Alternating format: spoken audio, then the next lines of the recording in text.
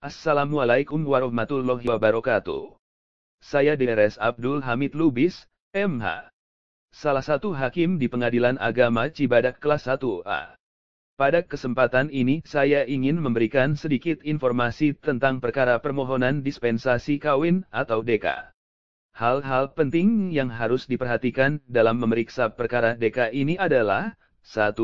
Undang-Undang Nomor 16 Tahun 2019 yang berisi perubahan Undang-Undang Nomor 1 Tahun 1974 khususnya dalam Pasal 7 yang pada intinya adanya pembatasan umur minimal seorang warga Indonesia baik laki-laki maupun perempuan yang ingin menikah harus berumur minimal 19 tahun, yang sebelumnya di dalam UU Nomor 1 Tahun 1974 untuk pria minimal 19 tahun, dan untuk perempuan minimal berumur 16 tahun.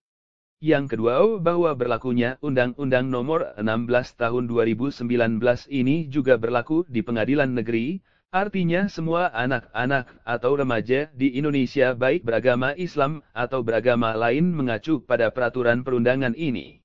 Yang ketiga, seiring senada dengan Perma Nomor 5 Tahun 2019 yang telah resmi dijadikan salah satu hukum acara dalam pemeriksaan perkara dispensasi kawin mensyaratkan adanya surat rekomendasi dari salah satu lembaga kesehatan pemerintah, dan juga lembaga perlindungan anak diantaranya, psikolog dokter bidan, Pusat Pelayanan Terpadu Perlindungan Perempuan dan Anak, P2TP2A, KPAI ataupun KPAD.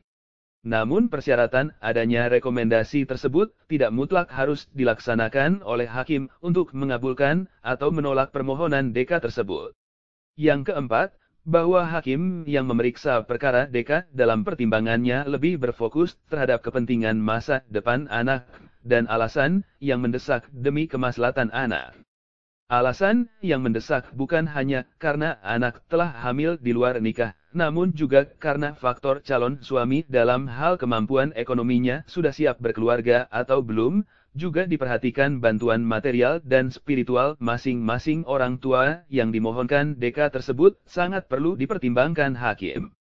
Yang terakhir yang kelima ini adalah tentang keyakinan hakim dalam memutuskan perkara DK ini, bahwa hakim dalam memeriksa dan memutus perkara permohonan DK ini tidak mutlak mengacu pada rekomendasi dari lembaga kesehatan dan lembaga perlindungan anak, walaupun dalam rekomendasinya tidak mengizinkan anak tersebut untuk menikah.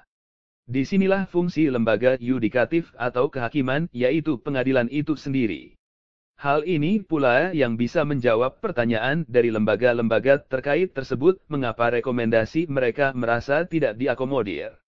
Padahal senyatanya tidak semua permohonan DK juga dikabulkan oleh hakim. Demikian informasi singkat ini saya sampaikan. Terima kasih. Wassalamualaikum warahmatullahi wabarakatuh.